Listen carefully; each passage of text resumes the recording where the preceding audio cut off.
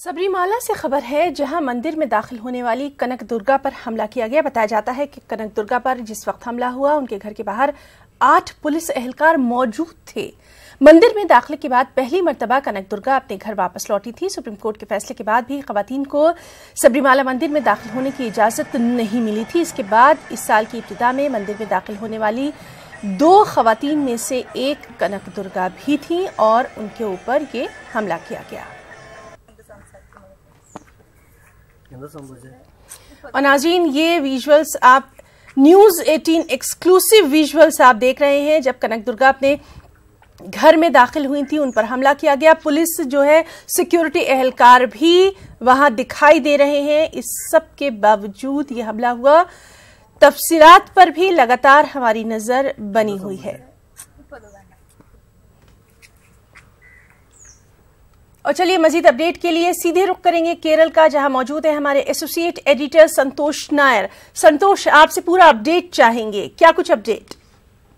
जी, वाकया ऐसा है कि जैसे आपको पता होगा, कनक दुर्गा और एक महिला 24 दिसंबर को सबरीमला में चढ़ने का प्रयास किया था, लेकिन उस समय काफी प्रोटेस्ट होने के बाद उनको वापस आना पड़ा था। हालांकि 2 जनवरी को ये लोग वापस रात को यहाँ से चढ़ाई की और सवेरे 3 सवा 3 के करीब पुलिस की मदद से वहां पे दर्शन किए हैं। और तकरीबन 2 हफ्ते बाद ये आज अपने कनक दुर्गा जो है, ये अपने घर पहुंची थी सवेरे 7 बजे के करीब। तो इनकी सास जो है, सास ने लाठी से इनके सर पे प्रहार किया, ये कहते हैं।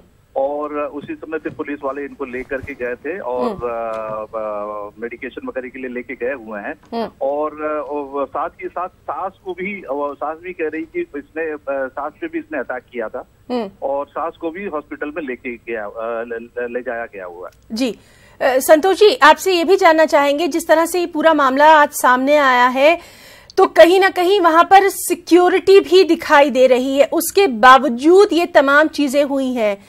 आस्था और दूसरे तमाम इमोशंस मिक्स्ड अप नजर आ रहे हैं।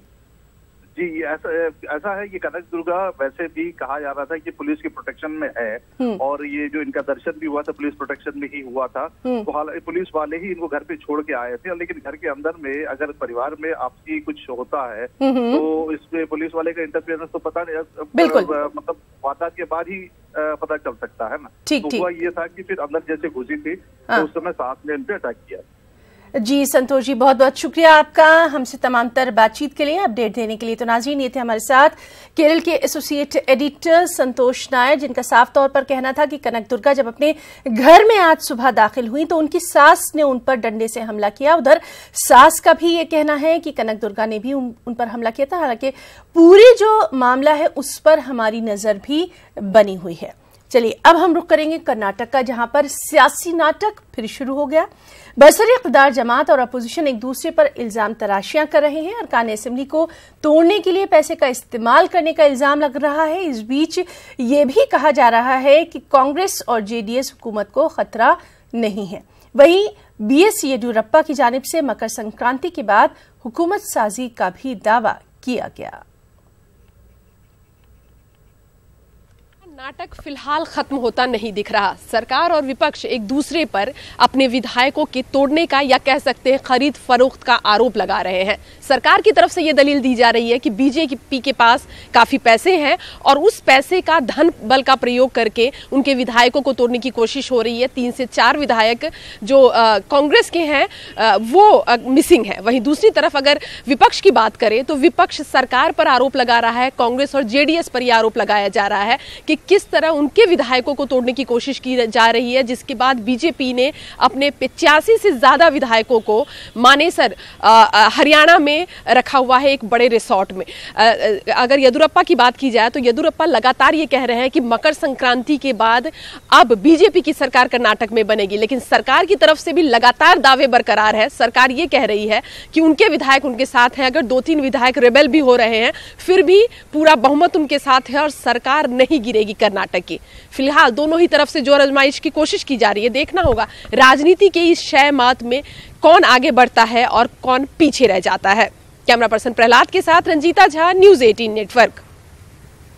मरकजी वजीर रविशंकर प्रसाद को दिल्ली के एम्स में दाखिल करवाया गया है। उन्हें बीती रात सांस लेने में दुश्वारी पेश आ रही थी और इसके बाद उन्हें एम्स में दाखिल करवाया गया। अगले 24 घंटे रविशंकर प्रसाद डॉक्टर्स की निगरानी में ही रहेंगे। मंत्री रविशंकर प्रसाद को एम्स में भर्ती कराया गया है। हम आपको बता दें कि साइनस की समस्या के बाद कल रात 8 बजे वो एम्स पहुंचे और इसके बाद वो एम्स के पल्मोनरी मेडिसिन विभाग में एडमिट कराए गए हैं और इस वक्त उनको नेबुलाइज किया जा रहा है। उन्हें चेस्ट कंजेशन की समस्या थी। फिलहाल डॉक्टरों ने उन्हें 24 घंटे की निगरानी में रखा है और उनका कहना है कि अभी इन्हें आराम की जरूरत है, इसलिए फिलहाल वो अभी एम्स में ही रहेंगे। कैमरामैन प्रकाश गुप्ता के साथ नीलू सिंह, न्यूज़ 18 दिल्ली।